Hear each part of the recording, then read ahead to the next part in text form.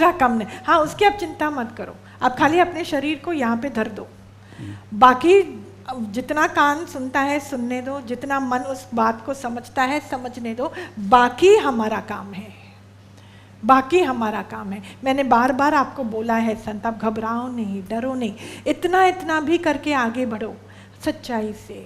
ये दिमाग ऐसी चीज़ है, फटाक से आप उसको बोलो आत्मिकता में पहुंच जाए तो मैं बोलूँगी मैं झूठ बोल रही हूँ आपको, ये ऐसा होता नहीं है। मन की सफाई ही आत्मज्ञान का रास्ता है।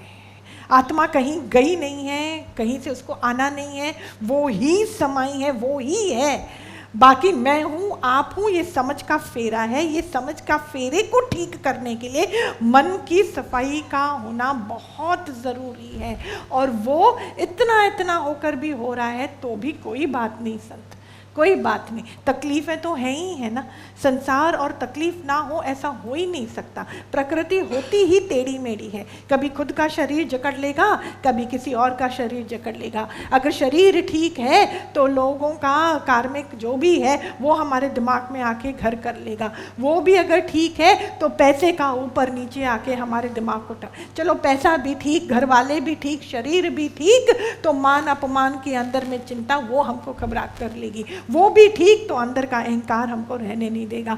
ऐसी ये बात है, पर मैं आपको खाली एक बात बोलती हूँ, ये सब प्रकृति है, आप नहीं, आप नहीं। आप अपने आप तक पहुँच जाओ, आप बहुत सुख को प्राप्त करोगे। आपको लगेगा अच्छा, सच में वो तमिल में बोलते ना अपाड़ा अपाड़ा कड़चिची पाप, वो तो कड़चिची मिल गया मुझको, अभी जो चाहिए था मुझको मिल गया, बस कड़चिची, करेक्ट है हम, है ना। मतलब कभी भी 3 काल में दुख मेरे लिए बना ही नहीं था। जो चीज़ इतनी चढ़ती उतरती है, जो चीज़ इतना मेरे को ऊपर नीचे करती है, सच में वो मेरे लिए था ही नहीं। मेरे लिए क्या नहीं था, वो है ही नहीं। तब समझ में आएगा कि मालिक ने कुछ भी ऐसा नहीं बनाया, वो ही तो मैं बना। मालिकत्व कुछ मतलब इक्वल टू नथिंग, सच में कुछ भी नहीं है। वो पवित्र मन का ही, पवित्र मन को ही उस चीज का गहराई से एहसास होगा। हड़बड़ी नहीं मचाने का है, धीरे धीरे धीरे करके मन की सफाई होती जाएगी, धीरे धीरे। थोपो नहीं, कुछ भी थोपो नहीं, अंदर से तभी वो टिकेगी। तब मैंने बोला ना चित्त के अंदर में इतनी चीज़ें होती हैं, अभी उसकी एक्सपायरी डेट हो गई है, निकाल के फेंको। तो वो बोल रहे हैं मेरे को समझ नहीं आ रहा कि वो चीज़ों की एक्सपायरी डेट आ गई है क्या, तभी तो उठा के फेंकेंगे ना। If the expiry date is not come yet, why will you throw a thing. पैसा लगता है ना चीज़ को खरीदने में, फेंकेंगे क्यों।